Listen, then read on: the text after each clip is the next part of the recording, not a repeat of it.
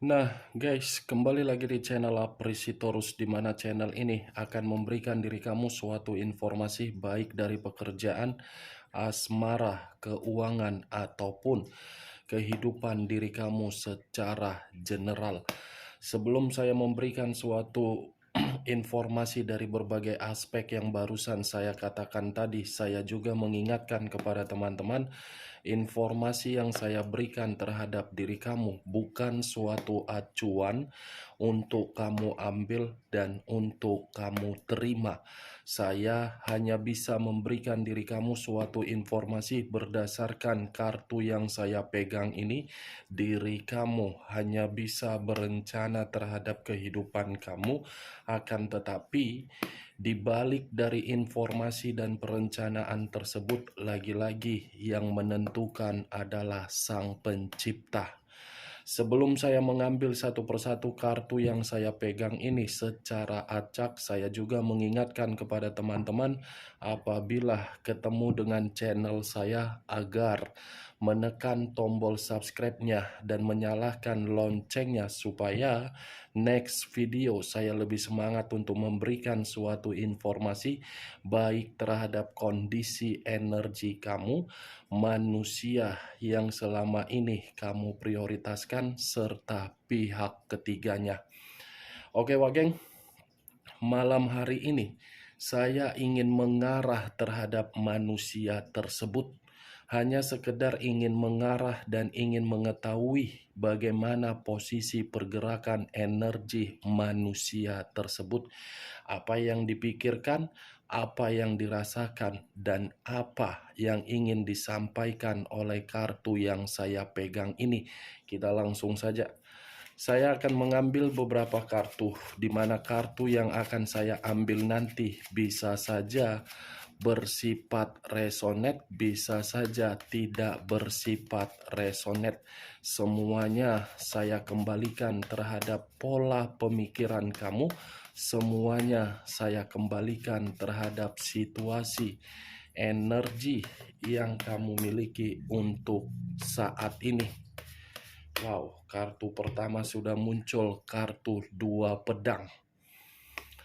Terdiri dari dua pedang, di mana kemunculan kartu yang saya pegang ini seperti memberikan suatu isyarat atau gambaran, yang dimana gambaran tersebut letaknya di dalam pola pemikiran. Kondisi pemikiran yang bisa saja saya kategorikan untuk malam hari ini sedang buntu. Bukan hanya kondisi pemikiran kartu yang saya pegang ini. Kondisi batin seperti sedang bergejolak dan kondisi perasaan sedang dikecewakan. Kamu bisa melihat sendiri bagaimana posisi gambar di dalam kartu yang saya pegang ini.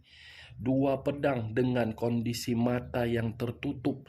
Mata yang tertutup inilah yang saya kategorikan sebagai batin yang bergejolak dan pemikiran yang buntu.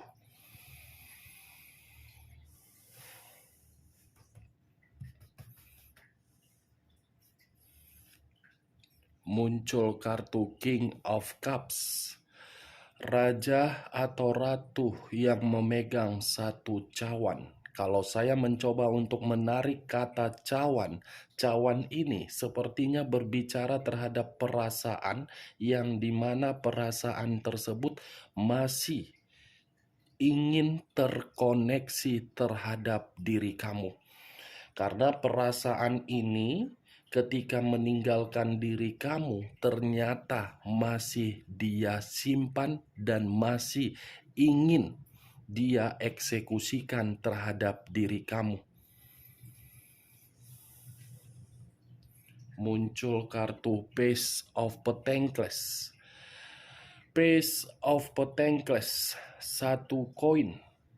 Koin yang saya katakan ini sepertinya mencerminkan karakter yang dimiliki oleh manusia tersebut, yang dimana karakter tersebut saya kategorikan sangat boros, tidak bisa mengendalikan kondisi keuangan, Kalaupun manusia itu memiliki berbagai keberuntungan secara materi, materi itu bukan disimpan atau materi itu bukan diarahkan di dalam situasi yang bersifat positif, tetapi materi itu hanya untuk difoya-foyakan. Bisa saja saya mengategorikan ketika manusia itu bersama dengan diri kamu terlalu pelit tetapi royal terhadap orang lain, memberikan berbagai kemewahan terhadap orang lain, dan memberikan berbagai fasilitas terhadap orang lain, tetapi ketika bersama dengan diri kamu, jangankan fasilitas, kebutuhan saja saya rasa masih kurang yang dia berikan. Pace of Petengkles berarti buntu secara materi. Pemikiran dia sedang konsentrasi terhadap materi dia yang sedang miskin. Muncul kartu Nine of Coin. Ya iyalah, kartu keempat saja sudah berbicara mengenai materi kembali, yang dimana kartu keempat ini seperti tidak mengatakan manusia tersebut sedang sejahtera, sedang makmur, tidak mengategorikan seperti itu. Muncul kartu Judgment. Kata judgment seperti mendapatkan suatu bentuk penghakiman manusia itu secara materi. Penghakiman yang dimana materi itu mati total. Page of Wands, satu tongkat. Kalau saya mencoba untuk menarik tongkat yang saya katakan barusan, tongkat ini seperti memberitahukan ada kabar buruk yang sedang dia terima. Bukan hanya kabar buruk, sepertinya manusia ini, apa ya yang ingin saya katakan, sudah terikat dari komitmen terhadap pihak ketiga, tetapi ikatan tersebut seperti tidak mencerminkan manusia itu merasa puas. Merasa puas, masih ada unsur kebebasan dan masih ada unsur berpetualang. Secara tidak langsung, kartu yang saya pegang ini di satu sisi ingin terkoneksi terhadap diri kamu, di satu sisi pun sepertinya manusia ini tidak bisa untuk mengubah karakter dia. Sudah jatuh miskin, sudah kondisi buntu, tetapi kemiskinan dan kebuntuhan itu bukan menampar manusia tersebut agar bisa berubah, malah menganggap dirinya masih dipentingkan oleh berbagai orang. Walah, ini pula kartunya yang keluar. Kenapalah kartu ini yang keluar? Kartu ini yang keluar, aku nggak tahu lagi harus berbicara apa. Six of Cups terdiri dari 6 cawan. 6 cawan kalau saya kategorikan manusia itu masih menyimpan kenangan terhadap diri kamu, bisa saja. Tetapi di sisi lain, sepertinya manusia ini sedang berusaha untuk mencari berbagai informasi terhadap berbagai orang di masa lalu dia, di mana ketika manusia ini mencari berbagai informasi terhadap orang di masa lalunya, manusia ini seperti sedang membutuhkan yang namanya bantuan. Ini manusia sedang apa?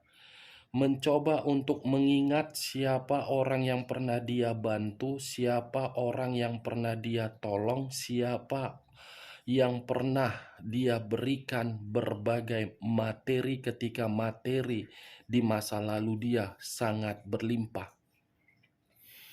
Kalau saya berbicara dari sisi lainnya, saya rasa kartu ini pun tidak pantas untuk saya kaitkan terhadap energi kamu. Karena ketika saya kaitkan terhadap energi kamu, ujung-ujungnya kamu akan merasa temperamen dengan ucapan yang akan saya katakan tadi.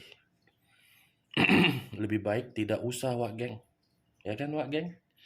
Karena mungkin kartu Six of Cups ini tanpa saya jelaskan pun diri kamu sudah mengetahui arti dari kartu ini. Four of Cups terdiri dari 4 cawan. Kalau saya mencoba untuk menarik satu cawan dari keempat cawan yang saya katakan, satu cawan yang saya tarik ini seperti menggambarkan manusia tersebut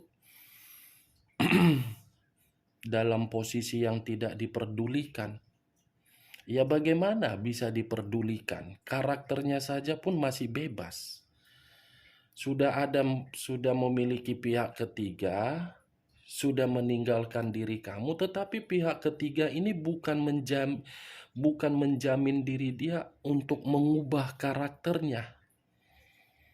Pantaslah pihak ketiga tidak memperdulikan dia. Pantaslah pihak ketiga seakan-akan tidak mau mengambil sikap untuk memberikan suatu ketenangan terhadap diri dia, sementara diri dia saja pun masih ingin berpetualang. Itulah hebatnya manusia yang selama ini kamu prioritaskan. Hebat kan? Energi yang saya rasakan memang masih energi dia, tetapi pergerakan energi ini seperti berantakan. Pemikiran buntu, batin berkonflik, keuangan bermasalah, tetapi karakter masih saja sama. Muncul kartu The Death. Kata The Death, unsur air, berlambangkan 3 zodiak, Pisces, Cancer, dan Scorpio. Kalau saya mencoba untuk mengesampingkan ketiga zodiak yang saya katakan tadi, bisa saja kemunculan kartu The Death ini seperti menggambarkan, saya rasa pihak ketiga ingin meninggalkan manusia tersebut karena manusia itu tidak lagi memiliki apa-apa. Karena percuma, kalaupun pihak ketiga bertahan terhadap diri dia, pihak ketiga sudah merasa dirugikan. Kalau manusia itu bertahan terhadap pihak ketiga, situasinya manusia itu seperti apa? Banyak kebiasaan buruk yang belum bisa dia lupakan.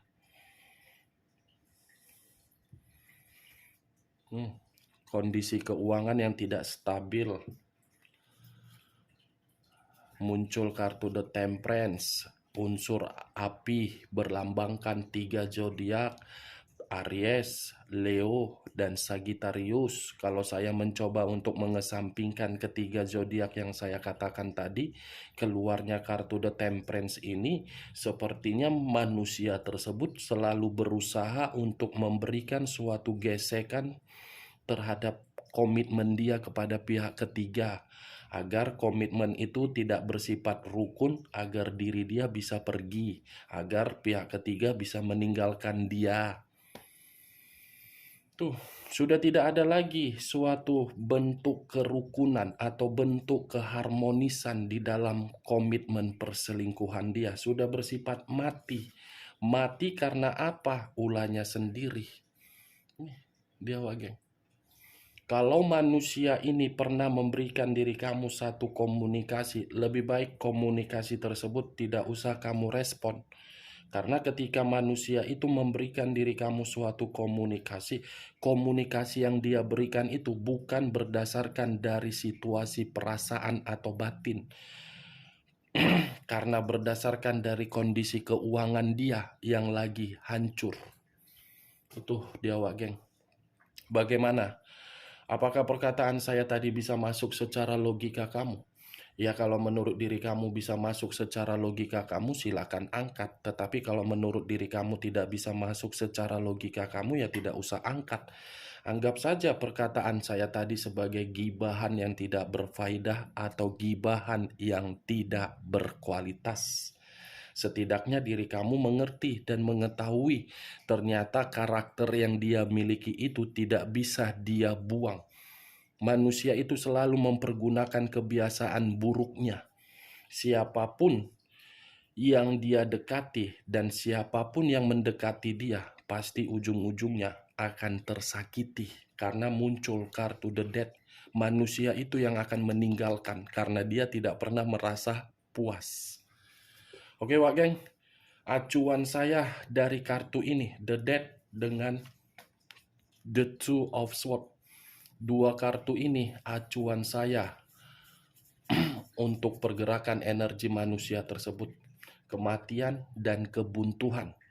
Sekian dulu informasinya. Salam kartu tarot, salam zodiak.